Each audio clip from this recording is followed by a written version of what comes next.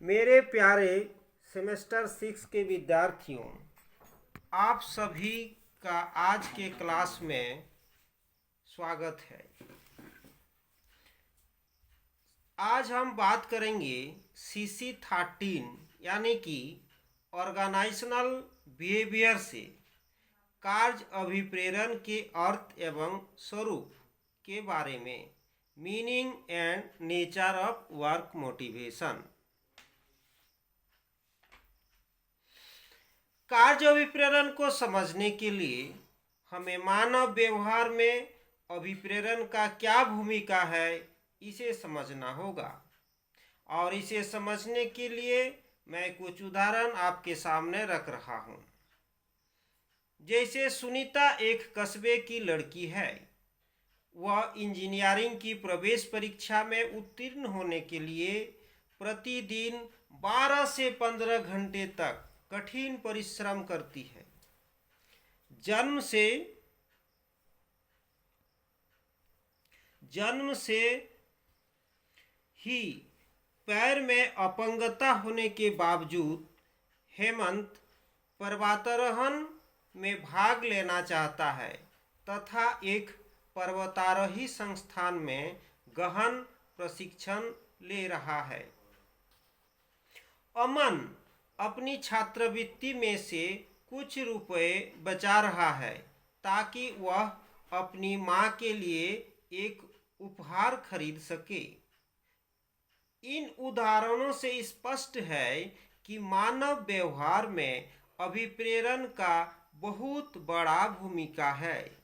इन उदाहरणों में प्रत्येक व्यवहार का कोई न कोई अभिप्रेरक है। मानव व्यवहार लक्ष्य निर्धारित होता है और लक्ष्य निर्धारित व्यवहार तब तक चलता रहता है जब तक कि लक्ष्य प्राप्त न हो जाए। अपने लक्ष्यों को प्राप्त करने के लिए लोग विभिन्न कार्यों की योजना बनाते हैं और उनका कार्यान्वयन करते हैं। कार्य अभिप्रेरण से तात्पर्य वैसी अवस्था से है जो कर्मचारियों को कार्य परिस्थिति में कार्य करने के लिए उत्तेजित करती है तथा उसके कार्य करने के ढंग को एक विशेष दिशा प्रदान करती है।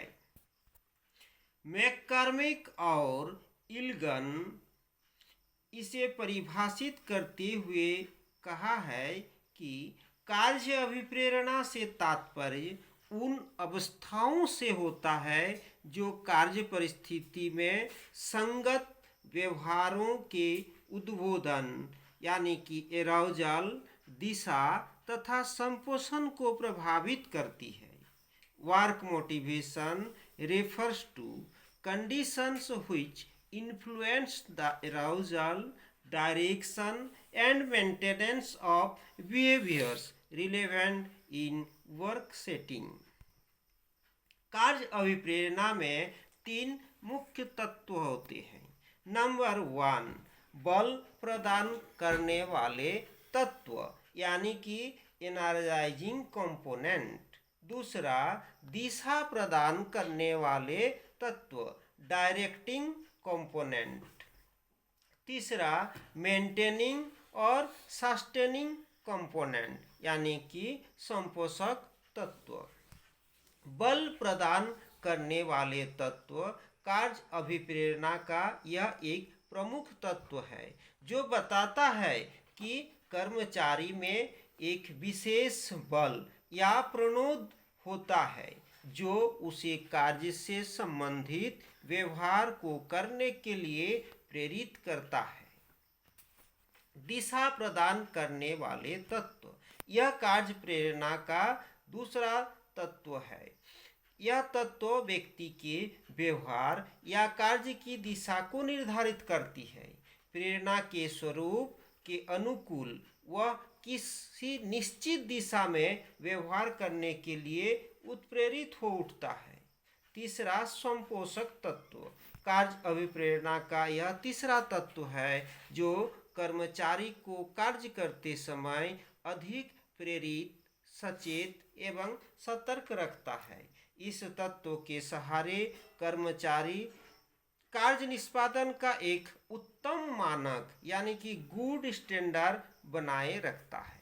अब हम समझते हैं व्हाट इज वर्क मोटिवेशन, इसका नेचर के बारे में आप समझ गए हैं। आगे की क्लास में हम वर्क मोटिवेशन के तमाम कई थ्योरीज हैं, उनमें से कुछ कंटेंट थ्योरी हैं, कुछ प्रोसेस थ्योरी हैं, उनके बारे में हम बात करेंगे। Thank you.